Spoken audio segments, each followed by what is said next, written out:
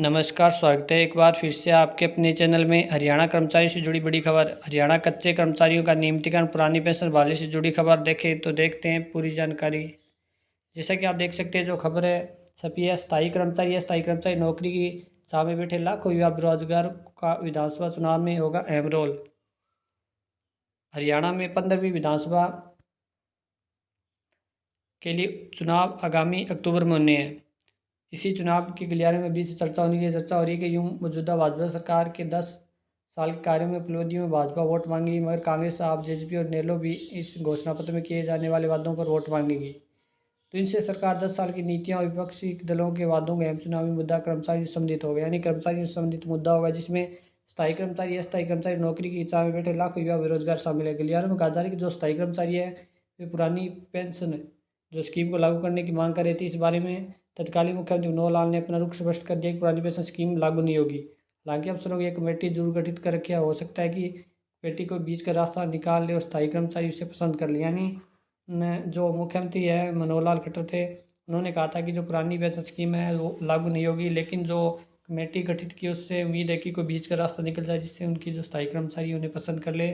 पुरानी pension scheme से लगभग 2.5 लाख स्थायी कर्मचारी बाहर हैं और जो अस्थायी कर्मचारी उनकी मांग में नियमित किया जाए। यानी काफ़ी लंबे समय से जो मांग उठाई जा रही है, अस्थायी कर्मचारी, कच्चे कर्मचारी हैं, उन्होंने मांग उठाई कि उन्हें नियमित किया जाए। तो ये मुद्दे प्रमुख। हालांकि सरकार स्कीम भी बना रही है कि मगर गलियारे में कहा जा रहा है कि अफसर जो स्कीम बना रही है उससे ज़्यादा अस्थायी कर्मचारी को फायदा नहीं होगा। मुख्यमंत्री नायब सिंह के मुख्य प्रधान सचिव राजेश कुल्लर ने इस स्कीम को देख रहे हैं। उनकी छवि सकारात्मक अफसर के गलियारे में कहा जाते उनके दफ्तर से कोई खाली हाथ नहीं लौटता, इसलिए नियुक्त करने वाली पॉलिसी का दावेदार भी उन पर है। तो आप देख सकते हैं यहाँ पर जो नियुक्तिकरण की पॉलिसी का भी दावेदार उन पर है।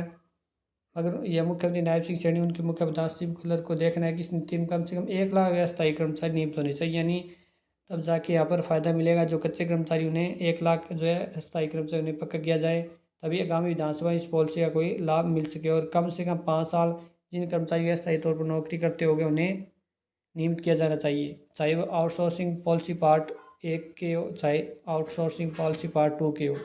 इन कर्मचारी हरियाणा को रोजगार निगम में रिपोर्ट कर दिया, मगर उनकी नियुक्ति जो आउटसोर्सिंग पॉलिसी पार्ट तहत हुई थी। गलियारे में कहा जा रहा है कि नियुक्ति करने वाली पॉलिसी में अस्थायी कर्मचारी को शामिल किया जाएगा, जिनका 100% वेतन राज्य के बजट से जा रहा है। तो आप देख सकते हैं यहाँ पर है।